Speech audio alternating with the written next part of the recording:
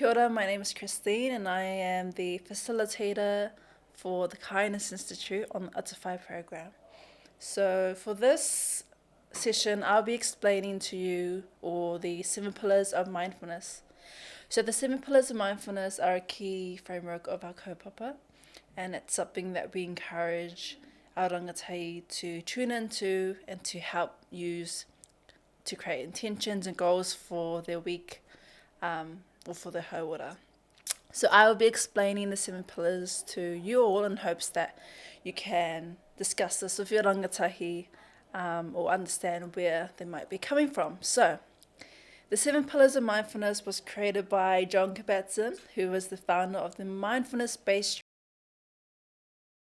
And he often refers to the 7 pillars of mindfulness as key principles for cultivating mindfulness in daily life. We learn these pillars at Atawhai and pass them on in hopes that our whānau hono to a po, should they ever feel challenged or simply need or want to reflect on their own well-being. In summary, these principles help us to deal with the ups and downs of our life and find a little bit more calm and peace to our day-to-day lives. So the first po or pillar of mindfulness is non-judgment. So non-judgment, or the kupu Māori for this, is whakawākore.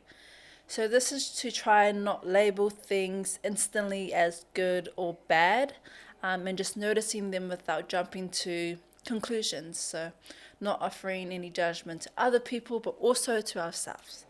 The second pillar of mindfulness is patience, or the kupu Māori for this is manawa nuitanga. So this is learning to roll with the punches when things don't go your way, and sometimes you've just got to wait it out.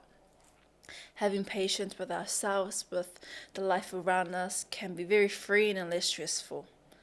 The third pillar is trust, or in other words, whakapono. So this is believing in your gut feelings and intuition and knowing that you know yourself better than anyone else does.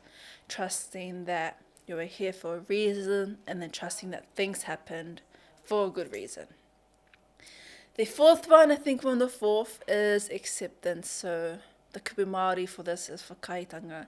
This is embracing the way that things are, even if they're not perfect. It's all a part of life. And fighting against this only makes things harder. So learning to accept can be very freeing for all of us. I think we're on the fifth now, and the fifth one is non-striving, or the kupu Māori for this is ngā waritanga. So this is just letting go of the need to constantly achieve or improve, and instead simply just be present. I feel we grow up in a society where it's very striving. We're always trying to strive to be the best, to do the best, but we put emphasis on just enjoying the journey. And this can also be less stressful. The sixth one is beginner's mind, which is ta'akonga tua matua. So this is one of my fave pillars.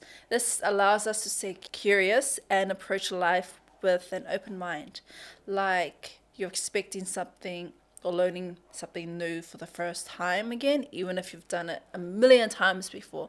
It helps keeps things interesting and helps you to learn more about yourself and the world around you.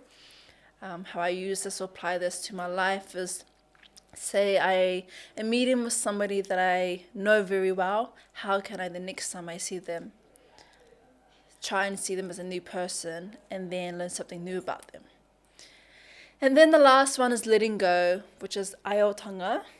This is learning to move on from stuff that's been bothering you. So holding on to things too tightly just weighs you down. Letting go is learning the art of detachment and freeing yourself up for new things to come along your way. Letting go is often my hardest one to do, but ki te pai, I understand how important this pillar is. So my invitation to you all listening is to reflect on all the po or the pillar that I have mentioned so far, and just reflect on which pillar you think you have felt most connected to recently, and which pillar you would like to connect to moving forward.